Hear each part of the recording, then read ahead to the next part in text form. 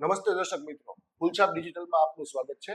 દર અઠવાડિયે આપણે WTKની ટાઈમ સાયકલની થિયરી ઉપર શેરબજારની સમીક્ષા કરીએ છીએ અને ભવિષ્યના પ્રવાહોની આપણે અનુમાનો લગાડીએ, અટકળો કરીએ છીએ. અને અત્યારે જે પ્રકારનો દુનિયામાં માહોલ છે, યુદ્ધો ચાલી રહ્યા છે, આર્થિક મંદીના વાદળો ઘેરાયેલા છે, ત્યારે દુનિયાભરના બજારોમાં નાના મોટા કડાકા દેખાઈ રહ્યા છે અને આવનારો સમય કેવો રહેશે એનો બહુ મોટો પ્રશ્ન ઊભો થયો છે, ખાસ કરીને નાના રોકાણકારો. જે લોકો કોવિડ પછી બજારમાં એન્ટર થયા છે, જેણે કોઈ દિવસ મોટી મંદી જોઈ નથી અને તમામ પ્રકારે જ્યારે પણ શેર ઘટ્યા છે ત્યારે એ લોકો એવું જ ધારે છે કે ઘટેલો ભાવે શેર લઈ લેવો. અને પછી સામાન્ય રીતે છેલ્લા 5 વર્ષમાં જોયું છે કે ઘટેલા શેર બધા વધી જ ગયા છે, પોતાની એક લેવલ ઉપર આવી ગયા છે. હવે અત્યારે જે રીતે કડાકો ભારતીય શેર બજારમાં દેખાઈ રહ્યો છે, એમાં બધા નાના મોટા રોકાણકારોના પોર્ટફોલિયો લોહી લોહાણ થઈ ગયા છે. રોજે ઉઠીને નુકસાનીના આંકડાઓ આપણને જોવા મળે છે. તો બધા લોકો એવું જ ધારે છે કે જ્યારે પણ શેર ઘટે ત્યારે લઈ લે, અને કેટલા ટાઈમ માટે એ લોકો શેર લઈ રહ્યા છે એ લોકો જાણતા હોતા નથી. તો આ અત્યારે સાહેબ આ લેવલે એવરેજ કરાય કે નહીં, એ બધા લોકોનો સૌથી મોટો પ્રશ્ન છે. આપણી સાથે અત્યારે શૈલેષભાઈ મહેતા છે, શેર બજારના નિષ્ણાત છે, વર્ષોથી શેર બજાર સાથે સંકળાયેલા છે અને મીરા એસેટ સરકારના ફ્રેન્ચાઇઝી છે. તેમની પાસે ફંડામેન્ટલ નોલેજનો ખજાનો છે શૈલેષભાઈ. તો આપણે એમની પાસેથી જાણવું છે કે સાહેબ આ લેવલ ઉપર કોઈ નાના રોકાણકારે શેરમાં એવરેજ કરી લેવાય, એન્ટ્રી કરાય કે ન કરાય, આ સૌથી મોટો પ્રશ્ન છે. તો એનો તમારા નોલેજ પ્રમાણે શું તમારું કહેવાનું થાય છે? વધતા બજારનું કોઈ ટોપ ન હોય ને ઘટતા બજારનું કોઈ તળિયું ન હોય. નિફ્ટી એપ્રિલ 2025માં લો બનાવ્યો 21,743 નો.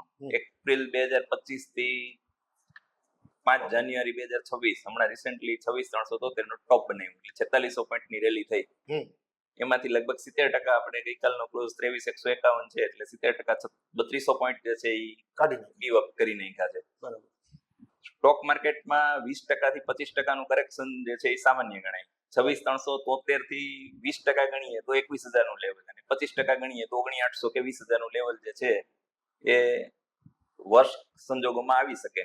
જે રીતે જીઓપોલિટિકલ છે, ક્રૂડ પ્રાઇસ છે, ઇન્ફ્લેશન થ્રેટ છે, એ જોતા કદાચ 21,000 20,000 નું લેવલ આવી શકે, એ સામાન્ય ગણાય. તો સાહેબ આ લેવલે લોકોએ એવરેજ કરવાનું વિચારાય કે રાહ જોવાય? એવરેજ આઉટ કરવા માટે 3 તબક્કામાં પોતાની મૂડી ને ડિવાઈડ કરી નાખે. એગ્રેસિવ જો હોય તો 22,500 21,500 20,500 મેન્ટલી 33% ના ગેપમાં વિચારે તો, અથવા તો 22,000 21,000 20,000. 3 પાર્ટમાં નિફ્ટી કે ઇન્ડિવિડ્યુઅલ સ્ટોક કરતા નિફ્ટી ETF રિટેલ માટે સેફ ગણાય, કારણ કે નિફ્ટી ETF ની વોલેટિલિટી પ્રમાણમાં ઓછી હોય છે. નિફ્ટી સપ્ટેમ્બર 24માં હતો 26,300 નો, સેમ નિફ્ટીનો આ 5 જાન્યુઆરી 26માં થયો, પણ ઇન્ડિવિડ્યુઅલ સ્ટોક્સ એ પ્રાઇસે ન આવી હોય. નિફ્ટી તો ઇવેન્ચ્યુઅલી પોતાનું લેવલ જે છે 50 સ્ટોક કરી લે. એટલે રિટેલ માટે ઓછી વોલેટિલિટી માટે નિફ્ટી ETF જે છે અત્યારે સેફ ગણાય. સાહેબ લોકો છે ને ETF વિશે બહુ માહિતગાર નથી. બધા લોકોને સામાન્ય રીતે એવો પ્રશ્ન થયો છે કે પોતાના વર્તુળના જે લોકો છે એને લીધેલો શેર છે એ પોતે લઈ લીધો છે, અથવા તો દેખાદેખીમાં લઈ લીધું છે. કોઈ સો કોલ્ડ નિષ્ણાતોના સલાહથી કોઈ પણ શેરમાં ટોપ લેવલથી ચડી ગયા છે. હવે એ લોકોના બધા પોર્ટફોલિયોમાં 30-40% ઘટાડો તો સામાન્ય રીતે બધાને જોવા મળે છે. હવે એ લોકો બધા એવું ધારીને બેઠા છે કે સ્ટોક આ લેવલથી હવે એક વખત એવરેજ કરી લેવાય અને પછી ભવિષ્યમાં પાછું જ્યારે બજાર ચાલતું થાય ત્યારે આપણે એમાં ફાયદો મેળવી લેશું. પણ સાહેબ ખાલી આટલું જ જોવું જોઈએ કે બીજું કોઈ ફંડામેન્ટલી તમારા નજરે કોઈ પણ શેરમાં એન્ટ્રી કરતા પહેલા, કોઈની સલાહ માનતા પહેલા કે પોતાને સૂજેલી કોઈ પણ ગમત હોય એ કરતા પહેલા વ્યક્તિએ પૈસા કોઈ પણ શેરમાં નાખતા પહેલા ફંડામેન્ટલી શું ધ્યાન રાખવું જોઈએ? પ્રાઇમરી રીતે 5-7 વસ્તુઓ ધ્યાનમાં લેવી જોઈએ. સૌથી પહેલા તો કોર્પોરેટ ગવર્નન્સ, એક્સપિરિયન્સ મેનેજમેન્ટ હોય. બરાબર. કોર્પોરેટ ગવર્નન્સના કોઈ ઇશ્યુ ન હોય. પ્રમોટર હોલ્ડિંગ વિધાઉટ પ્લેજ સારું હોય. FIID હોલ્ડિંગ હોય. ડિવિડન્ડ પે આઉટ હોય, હિસ્ટ્રી એ હોય. એ ઉપરાંત રેશિયોની વાત કરીએ તો પી રેશિયો જે છે ઇન્ડસ્ટ્રીના પી કરતા નીચો હોય. પી રેશિયો એટલે શું? P ratio earning per share share price divide by earning per share, credit કમાણી. ઓકે. ધારો કે કોઈ શેરનો પ્રાઇસ 200 રૂપિયા છે ને ક્રેડિટ કમાણી 20 રૂપિયા છે, તો એનો પી 10 રૂપિયા હોય. તો એવી રીતે આખી ઇન્ડસ્ટ્રીનો પી હોય તો જે પી રેશિયો જે છે એ ઇન્ડસ્ટ્રીના પી કરતા નીચો હોય તો એ શેરમાં ઇન્વેસ્ટ કરવું સેફ ગણાય. એ ઉપરાંત આરઓઈ જે છે, રિટર્ન ઓન ઇક્વિટી, તો એ 15% કરતા વધુ હોય તો એ સારું. એવી જ રીતે ડેટ ટુ ઇક્વિટી જે છે, ડેપ્ટ ફ્રી હોય એ બેસ્ટ કંપની, એમાં ઇન્વેસ્ટ કરો તો પ્રમાણમાં કમ્પેર ટુ ડેપ્ટ વાળી કંપની કરતા સેફ રહે. તો ડેપ્ટ રેશિયો 0.5 કરતા લેસ ધેન 0.5 હોય તો લો ડેપ્ટ અથવા તો ડેપ્ટ ફ્રી કંપની જે છે એ return of equity greater than 15% હોય. ઓપરેટિંગ માર્જિન જે છે એ 20% or 25% હોય. તો એવી જે કંપનીઓ જે છે એ આવા ક્રાઇસિસ જે છે, વોર છે, જે રેટ હાઇક, ઇન્ફ્લેશન આવશે એટલે રેટ હાઇક થશે, લિક્વિડિટી ટાઇટન થશે, તો એવા કેસમાં એ સ્ટોક્સ જે છે એ સર્વાઈવ કરી શકે. જ્યારે ડેપ્ટ વાળી કંપનીઓ જે છે જેના માર્જિન થીન હશે, જેનો ડેપ્ટ ટુ ઇક્વિટી વધારે હશે, જેનો આરઓઈ ઓછો હશે, લો પ્રોફિટેબિલિટી હશે, તો એ સ્ટોક્સમાં સર્વાઈવ નહીં કરી શકે, એને સફર વધારે કરવું પડશે. જ્યારે પ્રાઇમરીલી આટલું જોઈ લીધું હોય તો પ્રમાણમાં જે છે એ સેફ રહે. બરાબર.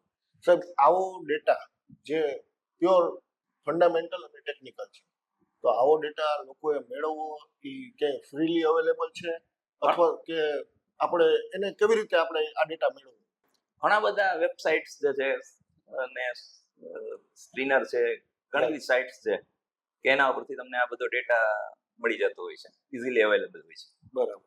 હવે એટલે આપણે આઈડેન્ટિફાઈ કરીએ કે એક આરઓઈ, યસ, પીઈ રેશિયો, આ બે ખાસ જોવા પડે. યસ.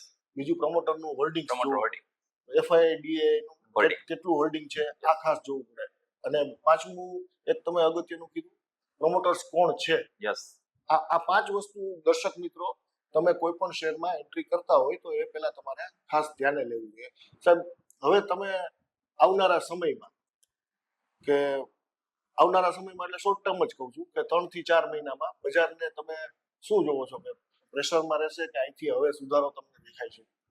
હજી એક પ્રેશર લાગે છે, પણ ઓવરઓલ એક વચ્ચે શોર્ટ કવરિંગ પણ આવશે માર્કેટમાં. એટલે ઇવન 2026 આખું યર જે છે ટ્રેડર માર્કેટ લાગે છે. લોંગ ટર્મ ઇન્વેસ્ટમેન્ટ કરતા વચ્ચે શોર્ટ કવરિંગ આવે એક્ઝિટ થઈ જવા, ઓપોર્ચ્યુનિટી કે સારા સેક્ટર્સ હોય એમાં તમે ટ્રેડ કરશો તો પૈસા મળશે. એટલે એનો મતલબ સાહેબ એમ થયો ને કે દરેક ઘટાડે એક વખત લઈ લેવું, જ્યારે એમાં થોડો ઉછાળો દેખાય તો એક્ઝિટ પણ થઈ જાય. એક્ઝિટ થઈ જાવ. પ્રોફિટ બુકિંગ તો કરતા રહેવું જ પડશે, કારણ કે લોંગ લઈને બેસી રહ્યા એવું માર્કેટ નથી 2026. જીઓપોલિટિકલ ની રીતે એવું લાગે છે કે પેલા 21, 22, 23 ની વસ્તુ જુદી હતી કે કોઈ પણ સ્ટોક લીધો ને લઈને બેસી ગયા તો પૈસા મળે. અત્યારનું માર્કેટ જે છે 2026 નું વર્ષ એવું જ લાગે છે કે સસ્ટેન ટ્રેડિંગ કરતા રહેવું પડશે તો તમને બેનિફિટ મળશે. ને સેક્ટર સિલેક્શન જે છે એ પ્રોપર રહેશે. સાહેબ, અત્યારે તમે કયા સેક્ટરને તમે સારા ગણો છો કે જે હવે જ્યાં નાની મોટી એન્ટ્રી કરવાનો અથવા તો એવરેજ કરવાનો સમય પાકતો હોય એવું લાગે છે?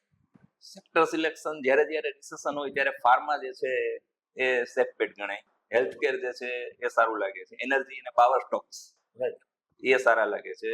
અને ડિફેન્સ સાહેબ હજી તૂટતો નથી એટલો બધો.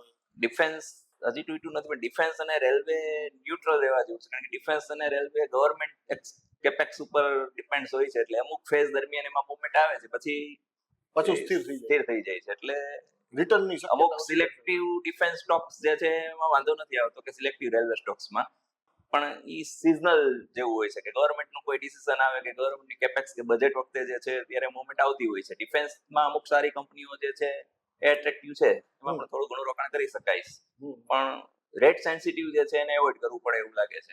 ઓટો છે, બેંક છે, રિયાલિટી છે, કારણ કે રેટ સેન્સિટિવ છે. ડેટા સેન્ટરમાં 47 સુધી ટેક્સ ફ્રી આપ્યું છે, એટલે લોંગ ટર્મ વ્યૂ થી અમુક ડેટા સેન્ટરના ક્વોલિટી સ્ટોક્સ જે છે અથવા સેમિકન્ડક્ટરની પોલિસી છે, એટલે સેમિકન્ડક્ટર અમુક સિલેક્ટેડ સ્ટોક છે. આપણે આઈટીમાં ગણશું કે આઈટીમાં નહીં ગણીએ? આઈટીમાં નહીં ગણીએ. IT must be avoided. IT મને પર્સનલી તો આઈટી નીચા આવે છે ઘણા બધા, તેમ છતાં આઈટી જે છે એઆઈ ની થ્રેટને કારણે એવું લાગે છે કે આઈટી નીચા હોવા છતાં એવોઇડ કરવું, કારણ કે એન્થ્રોપિક જો 2700 કર્મચારીથી આપણી 6-5 જાયન્ટ કંપની ટર્નઓવર કરતું હોય, ટીસીએસ એકલું 6 લાખ કર્મચારી છે, તો જે કંપની, એવું નથી કે આઈટી કંપની સર્વાઈવ જ નહીં થાય, જે એઆઈ એડોપ્ટ કરશે એમાં પણ કઈ કંપની સર્વાઈવ એડોપ્ટ કરીને સર્વાઈવ થશે આપણે એ એ મુશ્કેલ સ્પેસિફિક સ્ટોકમાં આપણે હસવું એવું જરૂરી નથી. એટલે સેફ બેટ માટે આઈટી જે છે થોડુંક ટાઈમ avoid- બિંગ એવોઇડ કરવા જેવું લાગે છે, નીચા એટ્રેક્ટિવ પ્રાઇસ હોવા છતાં પણ.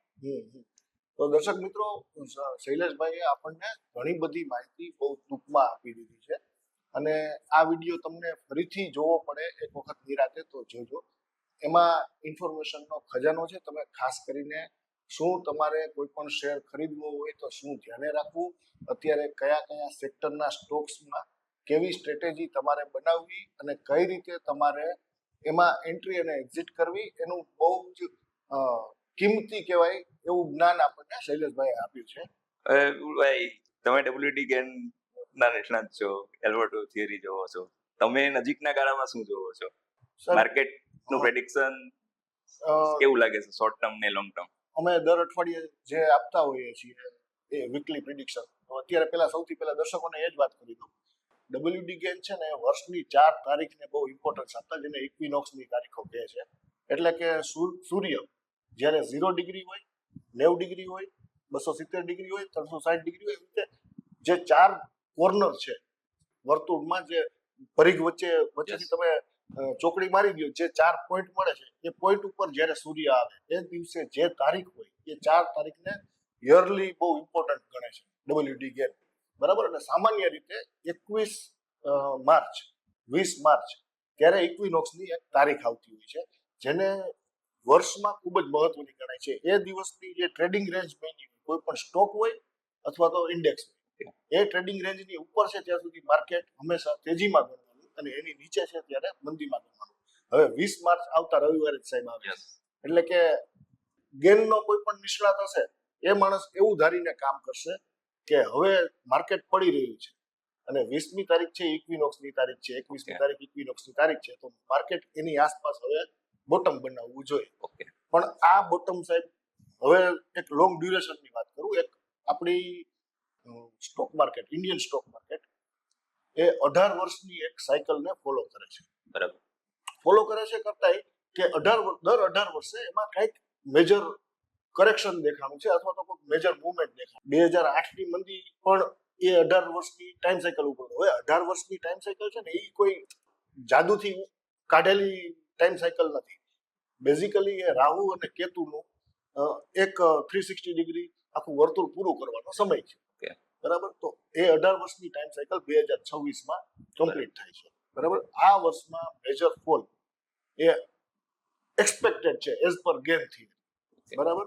અને જે રીતે અત્યારે નિફ્ટીએ લેવલો બ્રેક કર્યા છે એ મુજબ હવે હજી તળિયું સાહેબ નજીક નથી, અને આ 18 વર્ષની ટાઈમ સાયકલને એ આપણને સ્પેસિફિકલી 2026ના વર્ષ ઉપર લાવીને પિનપોઈન્ટ કરે છે કે અહીંયા કંઈક જોખમ છે. બરાબર. હવે આપણે થોડીક ટૂંકી ટાઈમ સાયકલની વાત કરીએ તો જે ખરાબ પેચ આવે ને વચ્ચે વચ્ચે, કરેક્શનનો કયો કે ક્રેશનો કયો, તો એ જે 5-6 મહિનાના એક પેચ મળે આપણને. જો ટાઈમ સાયકલના જે લોકો અભ્યાસ કરે છે એ લોકોને વચ્ચે વચ્ચે આવા પેચ મળે કે અહીંયા કંઈક રિસ્ક છે, તો એ રિસ્કનો ટાઈમ સાહેબ હજી જૂન જુલાઈની આજુબાજુ સુધી તો છે. એટલે કે વચ્ચે હવે આપણને કોઈ પણ બાઉન્સ મળે તો એ બાઉન્સ છે ને એ કદાચ લોકોને ટ્રેપ કરવા આવશે. હવે બાઉન્સ ફાસ્ટ હશે કદાચ, જેથી કરીને લોકોને ફરીથી એક વખત એવો વેમ પૂછે કે માર્કેટે તળિયું બનાવી લીધું છે અને અહીંથી ફટાફટ ઘૂસી જાય, નકર આપણે રહી જશું. જે ફોમો ક્રિએટ કરવાની, એટલે ફોમો ક્રિએટ કરવા માટે કદાચ એકાદો બાઉન્સ, અને એ બાઉન્સને આપણી એક્સપેક્ટેશન છે ને એક આ 20 માર્ચ છે. બરાબર. પછી એક આવી જ એક તારીખ એપ્રિલમાં આવશે, જે ટાઈમ સાયકલ આધારિત છે. 15 દિવસની 30 દિવસની એવી રીતે ટાઈમ સાયકલ ગેન ફોલો કરતા હોય છે. એક પીરિયડ એપ્રિલમાં પણ આવો મળશે કે જ્યારે કદાચ બાઉન્સ આવે. જો આ 20મી માર્ચ વાળો ડેટ છે એને એટલે એને માર્કેટ એનો આદર ન કરે, બરાબર, અને અત્યારે રેન્જ બાઉન્ડ થઈ જાય નીચે, તો ભવિષ્યમાં પાછું ત્યાંથી જ કડાકો આગળ વધી જાય. એટલે જૂન જુલાઈ સુધી હું એવું કહું છું કે આ માર્કેટ અવોઇડેબલ છે.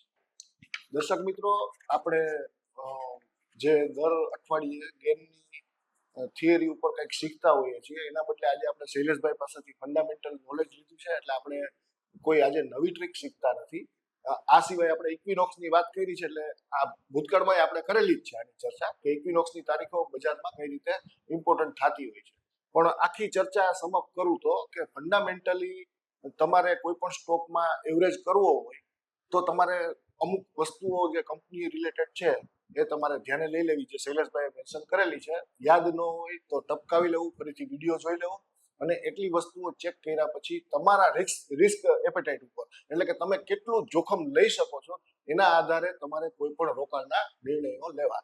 Thank you very much. ફૂલછાપના આવા જ બધા પોડકાસ્ટ જોતા રહેજો, તમામ પ્લેટફોર્મ ઉપર એને લાઇક, શેર અને સબસ્ક્રાઇબ કરતા રહેજો. આભાર.